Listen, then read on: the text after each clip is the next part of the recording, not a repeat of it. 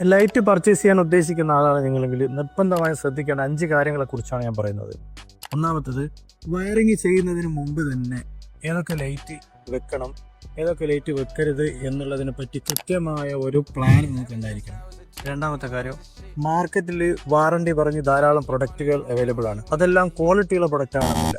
ക്വാളിറ്റിയുള്ള പ്രൊഡക്റ്റുകൾ അതിനെപ്പറ്റി എക്സ്പേർട്ടുകളോട് ചോദിച്ച് മനസ്സിലാക്കിയതിന് ശേഷം നിങ്ങൾ വാങ്ങാം. മൂന്നാമത്തത്, പർച്ചേസ് ചെയ്യുമ്പോൾ സർവീസ് അവൈലബിൾ ആയ സ്ഥാപനങ്ങളിൽ നിന്ന് നോക്കി പർച്ചേസ് ചെയ്യുക. സാധനങ്ങൾ വാങ്ങിയതിന് ശേഷം സർവീസ് ആഫ്റ്റർ 2 വർഷത്തിനും 3 വർഷത്തിനൊക്കെ ശേഷം സർവീസ് ചെയ്യാൻ പറ്റുന്ന ധാരാളം സ്ഥാപനങ്ങളുണ്ട്. ആ സ്ഥാപനങ്ങളിൽ നിന്ന് പർച്ചേസ് കഴിഞ്ഞ് കഴിഞ്ഞാൽ നിങ്ങളുടെ പ്രൊഡക്റ്റുകൾ പിന്നീട് നിങ്ങൾക്ക് റിപ്പയർ ചെയ്ത് ഉപയോഗിക്കാൻ പറ്റും.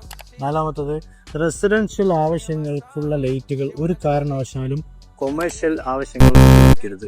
റെസിഡൻഷ്യൽ ആവശ്യങ്ങൾ ലൈറ്റുകൾ 4-5 മണിക്കൂറാണ് ഒരു ദിവസം കത്തിക്കുക.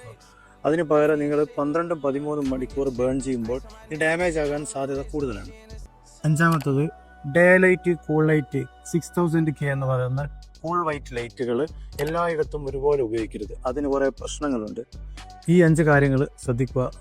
കൂടുതൽ വിവരങ്ങൾ അറിയണമെങ്കിൽ നിങ്ങൾ ഈ പേജ് ഫോളോ ചെയ്യുക.